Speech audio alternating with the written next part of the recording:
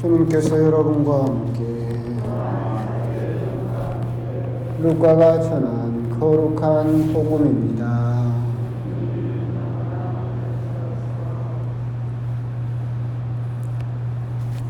그때 마리아가 말하였다.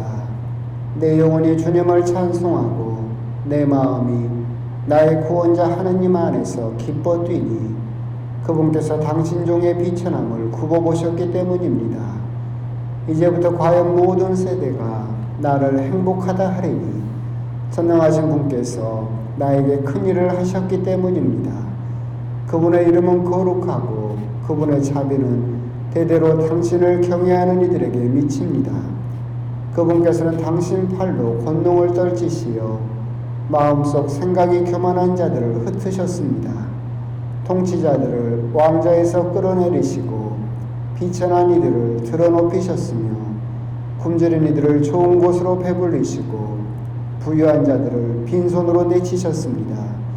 당신의 자비를 기억하시어 당신 종 이스라엘을 거두어 주셨으니 우리 조상들에게 말씀하신 대로 그 자비가 아브람과 그 후손에게 영원히 미칠 것입니다. 마리아는 석 달가량 엘리사벳과 함께 지내다가 자기 집으로 돌아갔다. 주님의 말씀입니다.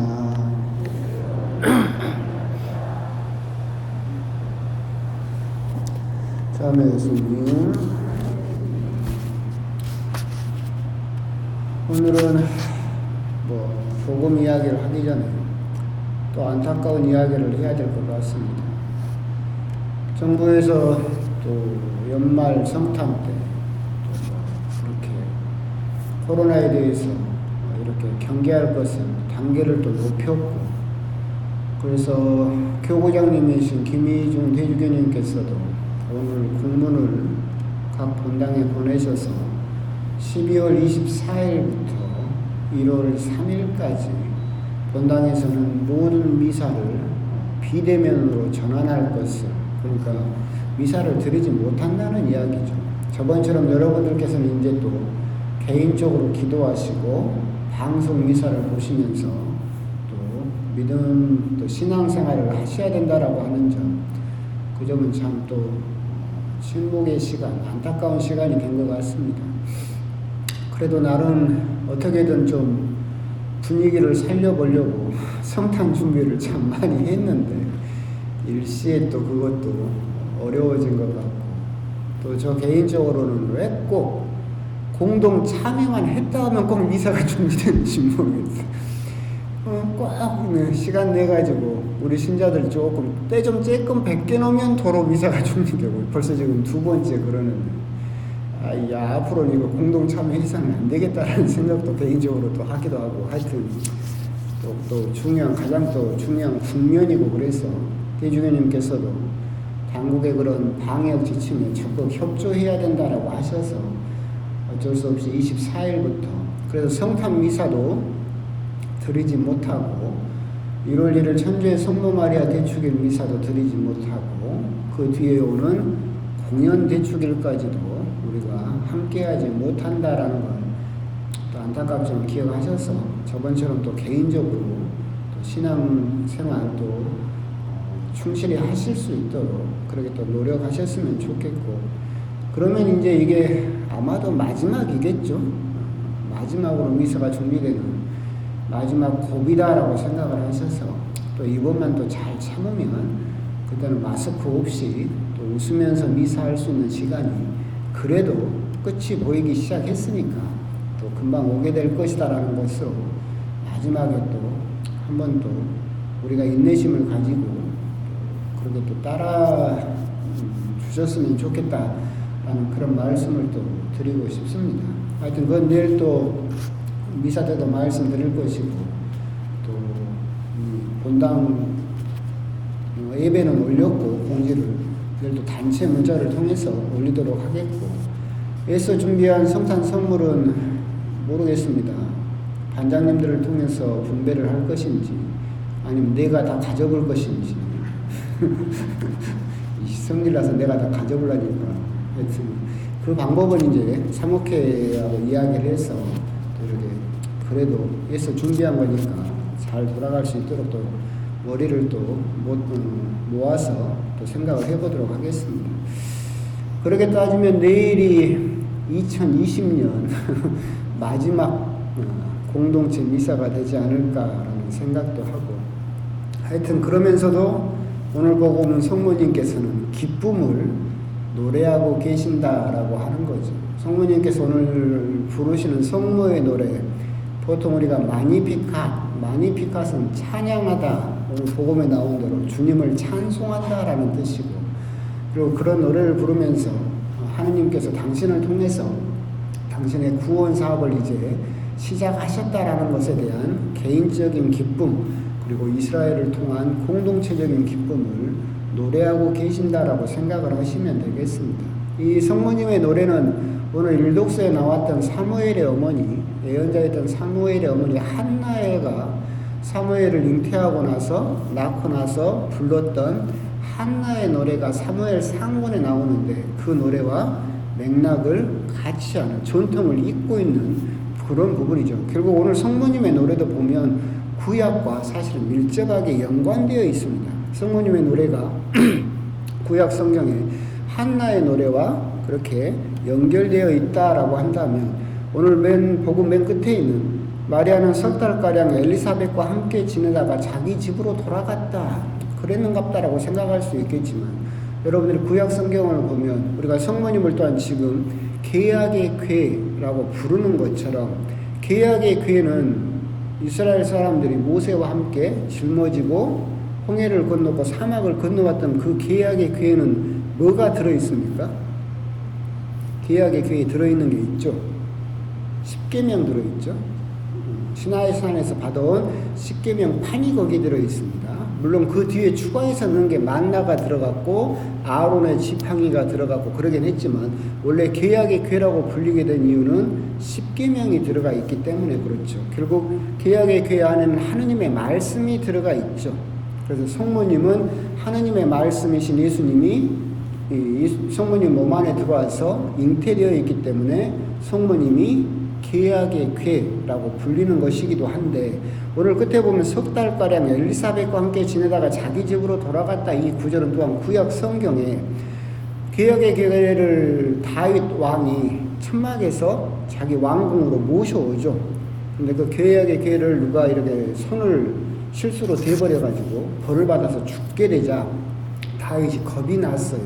그래서 오벳 에돔이라는 사람의 타작마당에다가 그 계약의 궤를 모셔놓은 것이 석 달가량이에요. 그러니까 오벳에돔 타작마당에 석 달가량 머물다가 아무 일이 없자 다윗 왕이 그 계약의 궤를 자기 집으로 왕궁으로 모셔갔다. 그렇기 때문에 이걸 또 석 달가량이라고 굳이 정확하게 적어놓은 이유도, 성모님이 하느님의 말씀이신 그분을 모셔가고 있고, 구약 때처럼 석 달가량 다른 곳에 머물렀다가 당신 집으로 돌아갔다라고 하는 것을 애써서 강조하고 있다. 그런 부분에서 구약 성경과의 연결점을 찾아볼 수 있겠죠. 그 내용을 간단하게 살펴보면 앞부분은 개인적인 기쁨에 대한 이야기를 하고 있고, 뒷부분은 공동체적인 기쁨을 이야기를 하고 있지만, 가장 큰 맥락은 예수님의 말씀과 일치하는 부분이죠.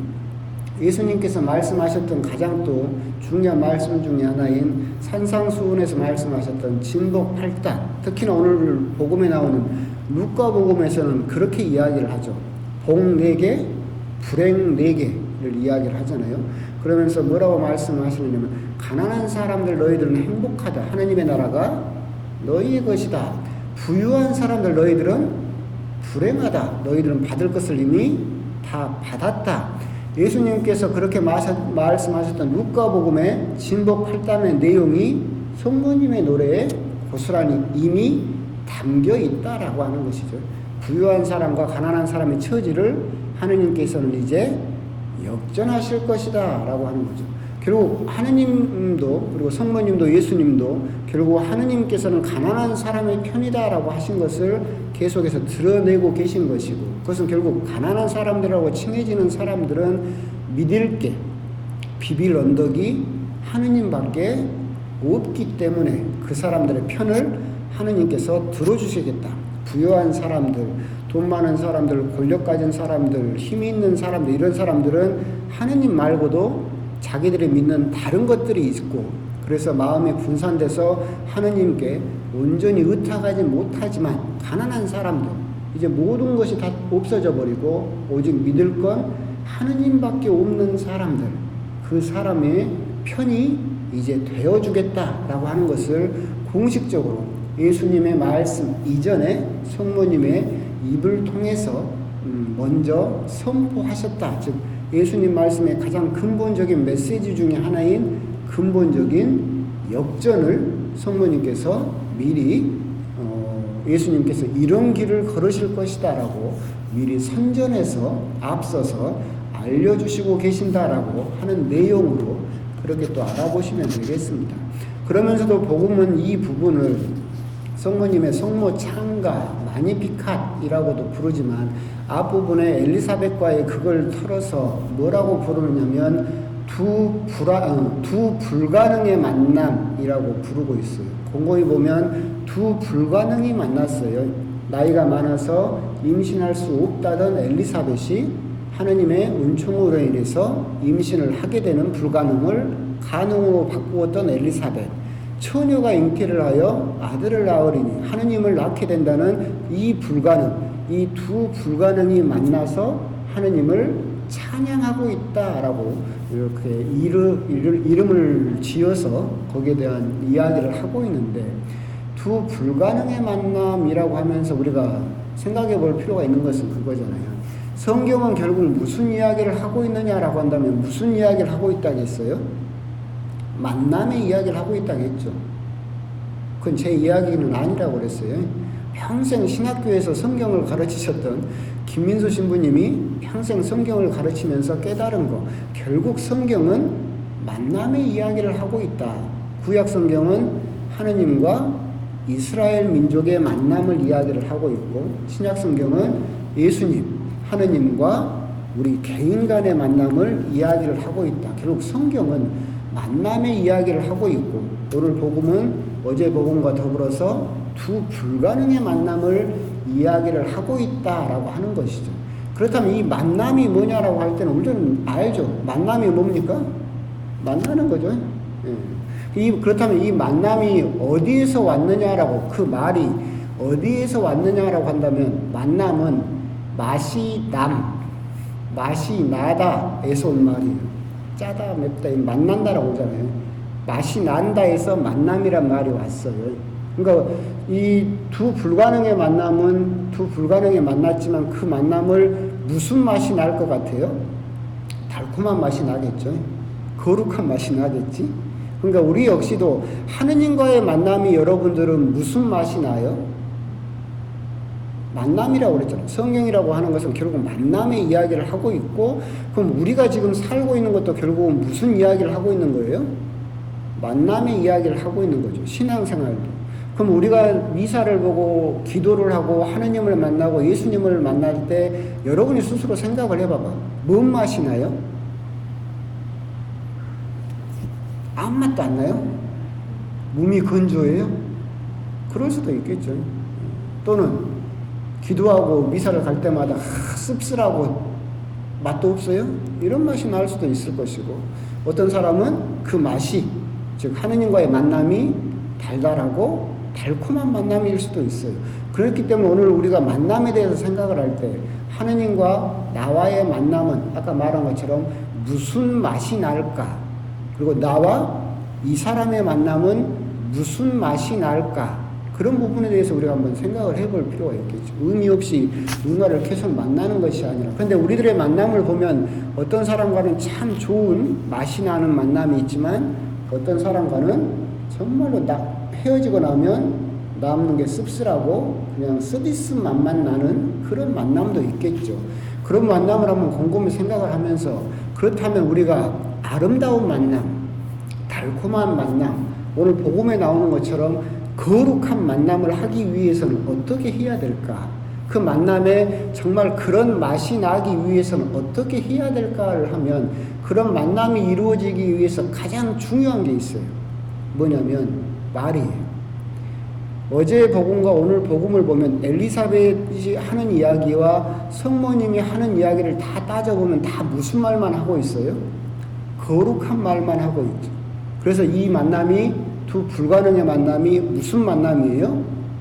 거룩한 만남이죠. 안 그래요?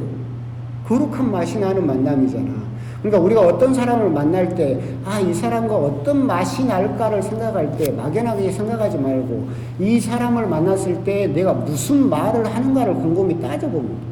이 사람과 내가 아름다운 말을 하는 사이다 그러면 이 만남은 무슨 맛이 나는 만남이에요? 아름다운 맛이 나는 만남이겠죠. 이 사람을 만났는데 전혀 쓰잘데없는 말만 하고 그냥 헤어졌어. 그럼 이 만남은 아무 맛이 안 나는 만남이죠. 그러잖아요. 또 어떤 사람과의 만남은 그러죠. 내가 저 사람과 거룩한 관계를 맺고 싶고 거룩한 만남을 하고 싶다 그러면 그 사람과 무슨 말을 해야 된다는 이야기예요? 거룩한 말을 주고받을 수 있으면 그 만남은 거룩한 만남이 되는 것이고 거룩한 맛이 나는 것이고, 이 사람과는 맨날 돈 이야기만 해. 만나면 맨날 어디 부동산 값이 올랐네 이렇게 계속 그런 말만 한다 그러면 그 사람과의 만남은 무슨 맛이 나겠어요? 돈 맛이 나겠죠. 돈 맛이 날 거예요. 돌아버리겠죠. 그러니까 우리가 만남을 이야기를 할 때 결국은 성경 자체도 만남에 대한 이야기를 하고 있고, 오늘 복음도 결국은 두 불가능의 만남이라고는 하지만 거룩한 만남이라고 우리가 부르고 있고, 그렇다면 나는 하느님을 만날 때 무슨 맛이 날까? 나는 하느님을 만나면 무슨 맛이 나는가? 나는 이 사람을 만나면 무슨 맛이 나는가? 그렇게 따지면 우리가 한번 곰곰이 생각을 해볼 필요가 있어요. 이 사람을 만나서 아무 맛이 안 나. 근데 이 사람을 만나면 거룩한 맛이 나. 아름다운 맛이 나. 그러면 관계를 어떻게 해야 되겠어요? 좀 끊을 필요가 있지. 아까 말한 이 사람하고 만나고 돈 이야기만 해. 정말로 돌아버리는 이야기만 해. 그러면 이 맛은 뭔 맛이에요? 돈 맛이야. 그러면 그런 관계는 어떻게 해야 되겠어요? 사실은 크게 내 신앙에 도움이 안 된다는 것도 우리가 알 필요가 있겠죠. 결국은 오늘 드리고 싶은 말씀은 성모 찬송이고 마니피카시고 하긴 하지만 어제 복음과 이어서 생각을 해보면 엘리사벳과 성모님이 정말 거룩한 말을 통해서 거룩한 만남을 했던 것처럼 우리 역시도 하느님을 만나고 우리 신앙인들을 만났을 때 시시껄렁한 딴 이야기 하지 말고 거룩한 말을 하고 아름다운 말을 하고 좋은 말을 하게 되면 그 만남이 정말로 아름다운 맛이 나고 좋은 맛이 나는 참으로 좋은 만남이 될 수 있다. 이제 그런 부분을 생각을 하셔서 우리들이 나의 만남은 어떤 맛이 나고 있는가? 하느님을 만나고 내가 사람들을 만날 때 나는 정말로 좋은 맛을 주는 사람인가? 달콤하고 또는 거룩하고 아름다운 맛을 내가 주고 있는가? 아니면 씁쓸하고 하여튼 안 좋은 맛을 주고 있는 사람인가? 그런 부분에 대해서 우리가 한번 오늘 복음을 통해서 한번 또 곰곰이 또 묵상을 해 보셨으면 좋겠습니다. 아멘.